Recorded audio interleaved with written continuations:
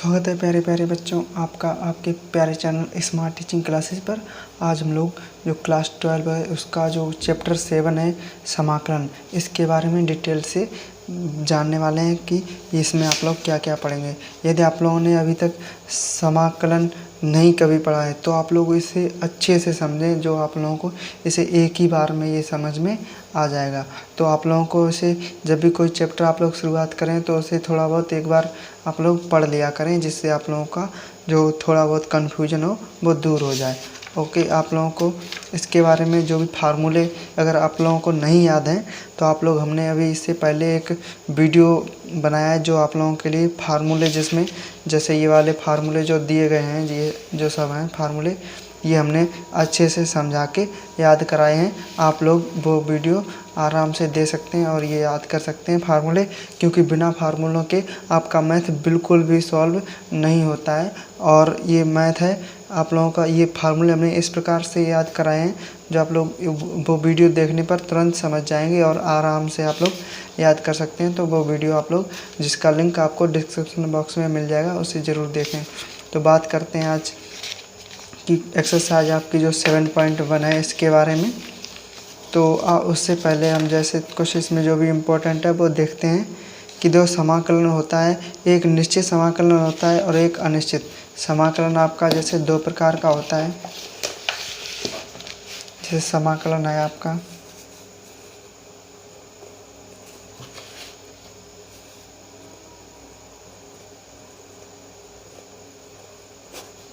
समाकलन होता है आपका दो प्रकार का, एक होता है अनिश्चित समाकलन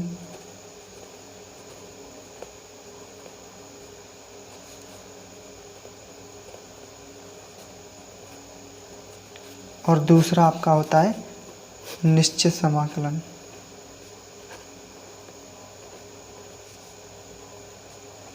एक अनिश्चित समाकलन होता है और एक निश्चित समाकलन होता है, और इसका जो सिंबल होता है वो कुछ इस प्रकार होता है। ओके, तो देखो अच्छा इसमें क्या होता है, जो जैसे इसमें कुछ भी आगे समझ लो, x हो गया x और dx। इसमें dx का अर्थ होता है कि x के सापेक्ष हम इस जो भी यहाँ पर फंक्शन दिया होता है उसका समाकलन कर रहे हैं, ठीक है। और यहाँ पर जो अनिश्चित समाकलन होता है उसमें कोई लिमिट नहीं दी होती है कि कहाँ से कहाँ तक। अब जैसे जो निश्चित समाकलन होता है इसमें लिमिट दी होती है, जैसे -2 से 4 तक कुछ भी आपको दिया हो सकता है ऐसा।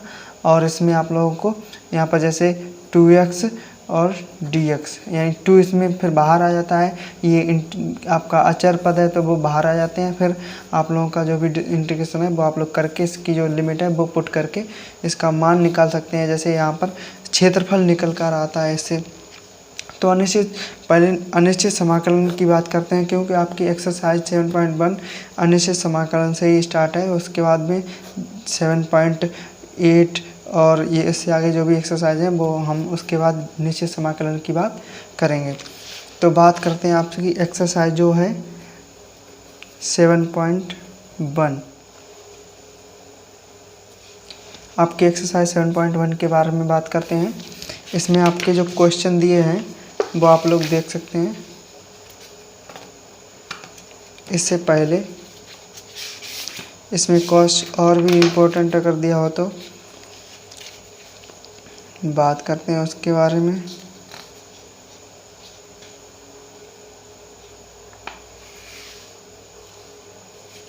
अब देखो इसमें ऐसा होता है कि जैसे ये आपको ऐसा कुछ फंक्शन दिया जाए, जैसे d/dx ऐसा होता था। उसमें d/dx यानी अवकलन ज्ञात करते थे, तब हम जैसे दो फंक्शन दिए होते, अगर ये समाकलन का चिन्ह नहीं होता है तो उसमें भी हम अलग अलग उन दोनों को करके उनका जो अवकलन करते थे। उसी प्रकार अगर समाकलन है, जैसे बीच में माइनस लगा है, जैसे इधर आगे आप लोग देख सकते हैं, अच्छे से समझ सकते हैं।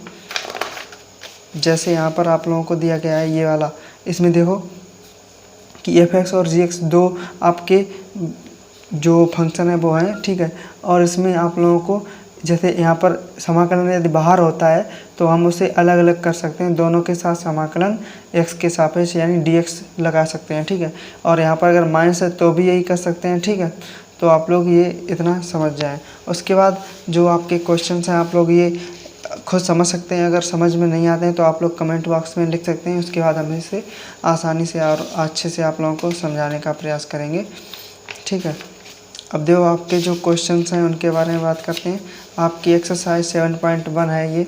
इसमें आप लोगों को का फर्स्ट क्वेश्चन है कि sin 2x है, इसका आप लोगों को निम्नलिखित जो समाकलन है यानी फलनों के जो फलन है ये इसका प्रति अवकलज समाकलन यानी जो प्रति अवकलज होता है, प्रति अवकलज वो आपका समाकलन ही होता है और निरीक्षण विधि से ज्ञात करना है, ठीक है।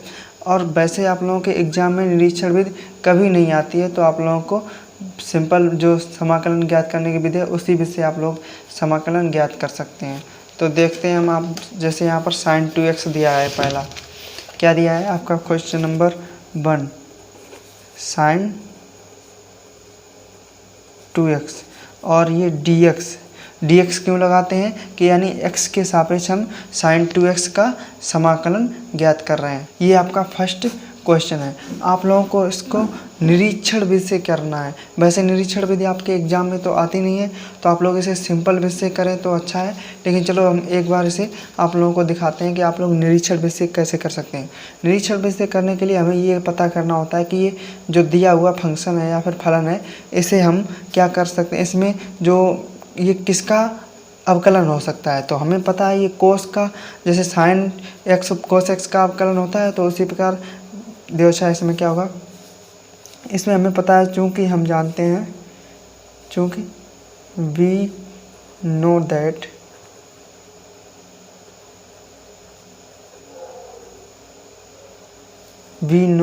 KNOW दैट हम जानते हैं कि क्या जानते हैं हम कि d/dx cos 2x equal to क्या आता है, cos x का अवकलन माइनस sin x होता है और 2x है तो 2x आ जाएगा और इनटू, अब देखो फिर 2x का भी अवकलन होगा तो 2 आ जाएगा, ठीक है। अब देखो ये आगे आ जाएगा तो ये आएगा d/dx cos 2x equal to वो, अब देखो ये बटे में आएगा, इधर ये माइनस यहाँ पर आ जाएगा, ठीक है, बटे 2 ऐसा हम लगा सकते हैं, ठीक है। और ये इधर बचेगा sin 2x, ठीक है। हम इसे ऐसा इधर लिख सकते हैं, तो sin 2x equal to d/dx और माइनस cos 2x/2, ठीक है। तो ये आपका बचा, ठीक है। अब हम दोनों पक्षों का समाकलन करने पर, दोनों पक्षों का समाकलन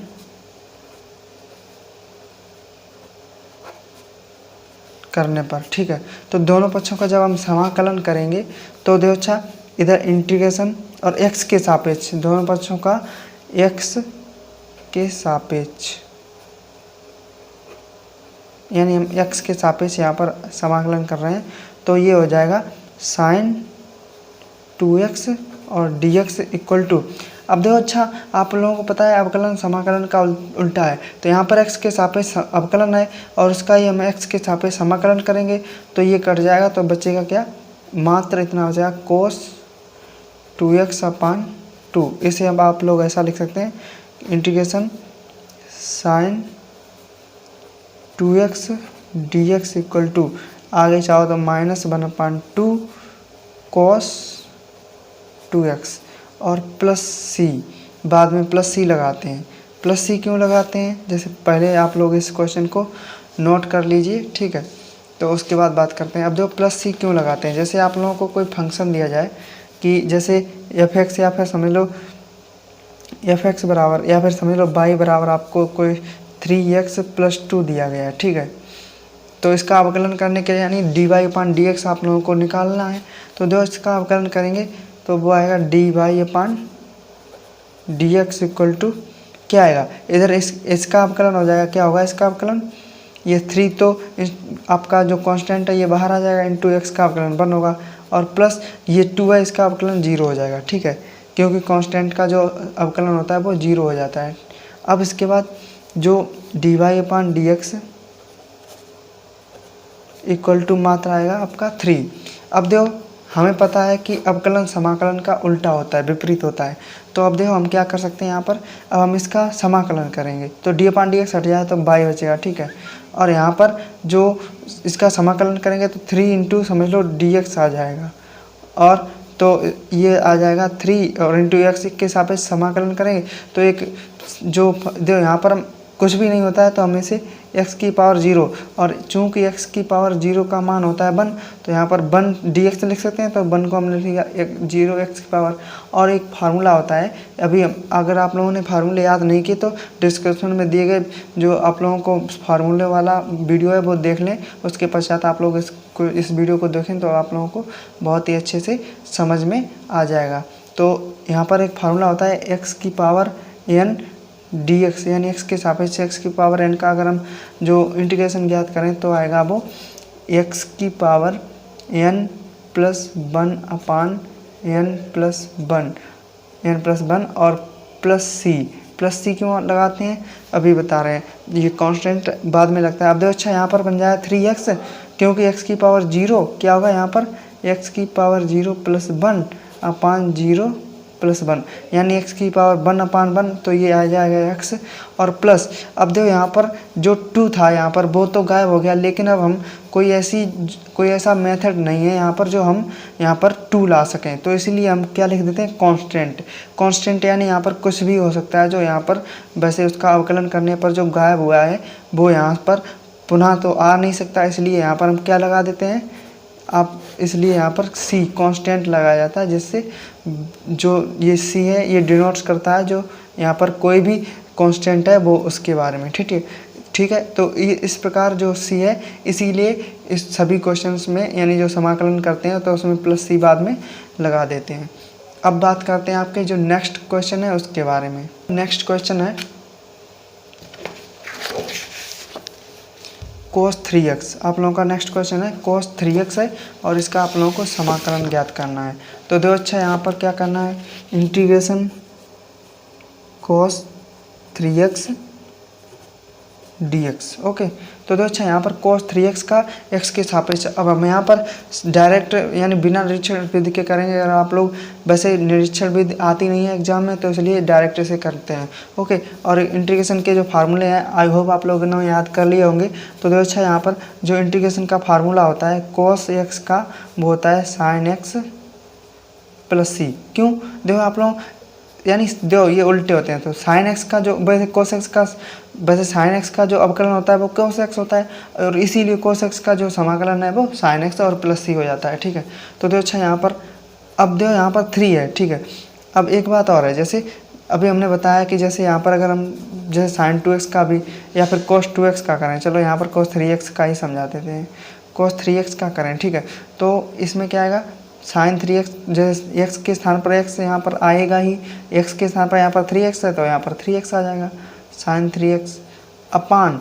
अब जो वहाँ पर इंटू में 3x, जैसे यहाँ पर 3x है तो उसमें अवकलन में 3x का अवकलन करते थे वो इंटू में करते थे, लेकिन यहाँ पर 3x है इसका वो अवकलन समझ लो होगा वो बट्टे में होगा, तो 3 बचेगा मात्र और प्लस c बचेगा, ठीक है।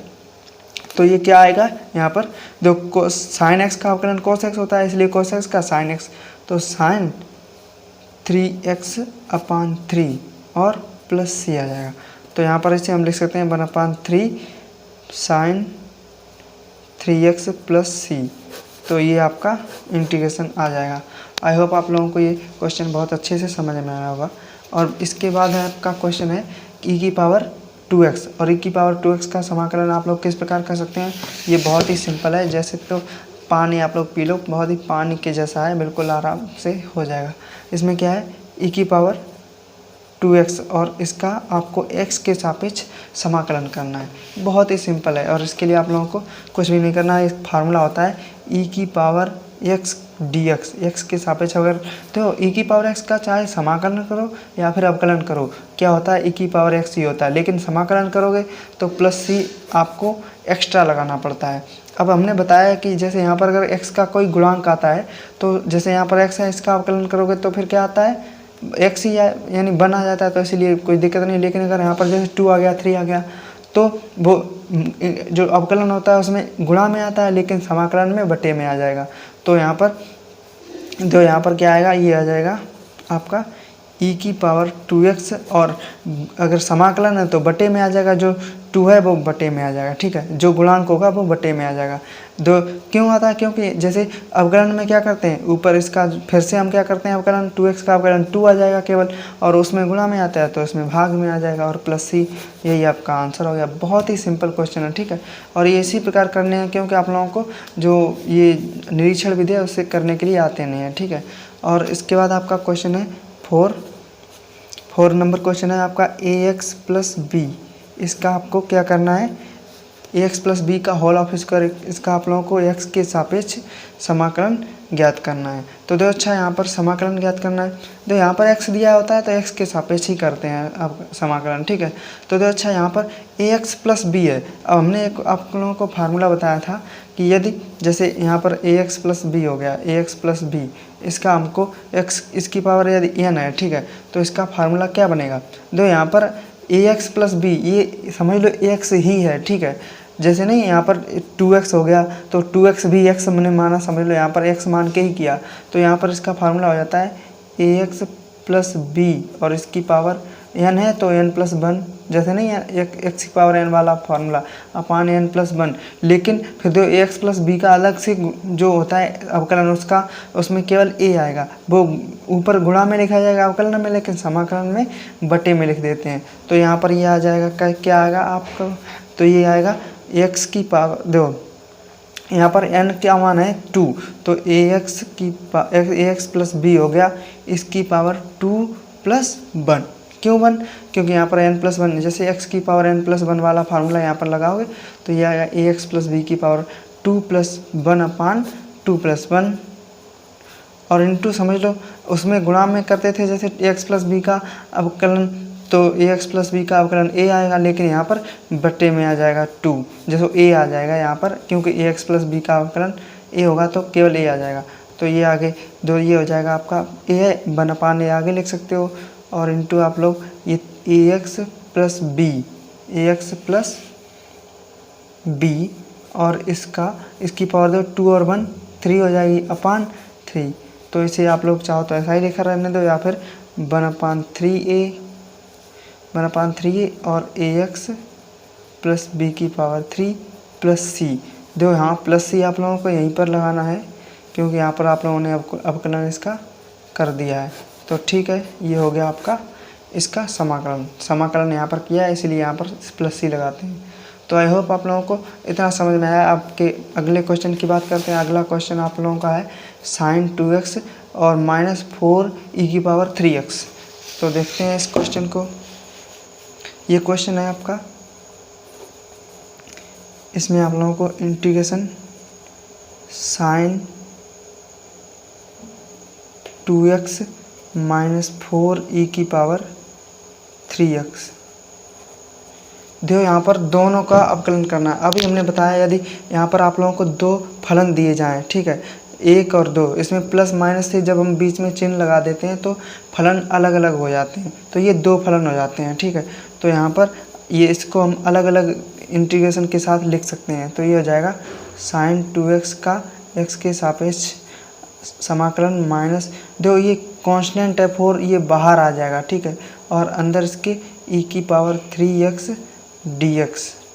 और ये तो बिल्कुल सिंपल है। आप लोगों ने अभी देखो sin 2x जैसे किया है, शुरुआत में फर्स्ट क्वेश्चन आप लोगों का क्या था, sin 2x, और e की पावर 2x है तो इसमें e की पावर कितनी है 3x, बिल्कुल सिंपल है। तो आप लोग इसे क्या कर सकते हैं, देखो क्या है, sin x का अवकलन होता है cos x, और cos x का अवकलन माइनस sin x होता है। तो देखो यहाँ पर sin x है इधर, तो समझ लो माइनस क्या आएगा cos 2x अपान 2 आ जाएगा, और -4 इंटू ई की पावर 3 है, ठीक है, तो ई की पावर क्या आएगा 3x, ई की पावर 3x अपान 3 और प्लस c।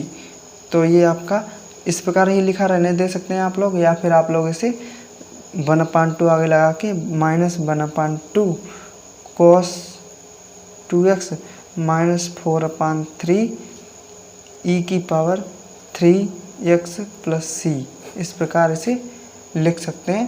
तो आप लोगों का ये क्वेश्चन बिल्कुल सिंपल तरीके से सॉल्व हो जाएगा। आई होप आप लोगों को ये क्वेश्चन अच्छे से समझ में आया होगा।